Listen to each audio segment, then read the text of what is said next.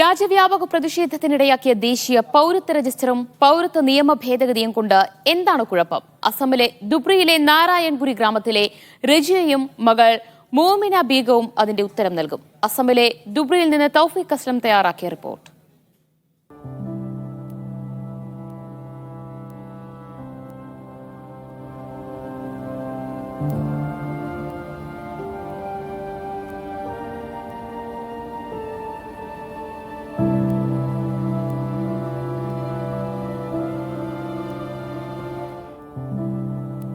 পুরাপুরি নাকচাল তারপরে পুরা মূলত না যাই কোনো সহায় সাহায্য তো পাইলাম না। আবার রইলাম যে আবার নদী সদিয়ে ভাঙ্গিয়া গেল গা।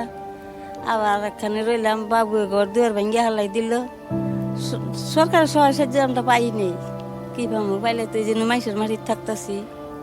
সরকারের সহায় সাহায্য পাই নাই। দুইবার বাবু ঘর বাংলো অফিসে দরখাস্ত দিলাম, কিছুই দিল না। আজ বলে একটা ঘর দিছা, আর সরকারে কি আছে কিছুই নেই, যেন মাইসের মাটিতে থাকতেছি। সহায় সাহায্য কিছু পাই নেই। সরকারের তো জীবন ভরা মাসে কত, তাই বলে আমরা তো কোনটা സർക്കാരിന്റെ কোনটা পাইনি কে.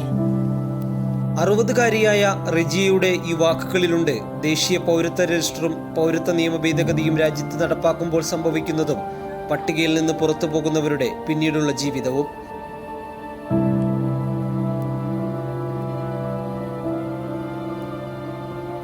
ഇത് മകൾ മുക്മിന ബീഗത്തിന്റെ കൈവശമുള്ള രേഖകളാണ്. സർക്കാർ നൽകിയ ആധാർ കാർഡും പാൻ കാർഡും ഒപ്പം ബാങ്ക് അക്കൗണ്ടുമുണ്ട്.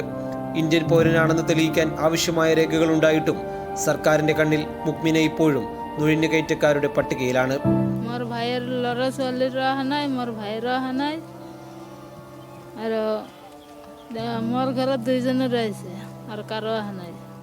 কিবা হৈছে মইতো এইটো গম পোৱা নাই, কিহৰ কাৰণে অহা নাই মইতো এইটো জানাও নাই।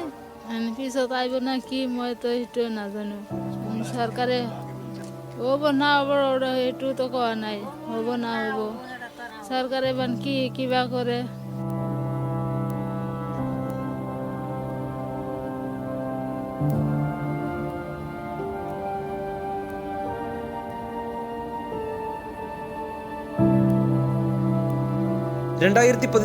സായുധ സംഘങ്ങൾ ബിക്കി നദിക്കരയിലെ വീടുകൾ തകർത്തതിനെ തുടർന്ന് നാരായൺഗുരിയിലെത്തിയ നിരവധി കുടുംബങ്ങളിലൊന്നാണ് ഇവരുടേത്.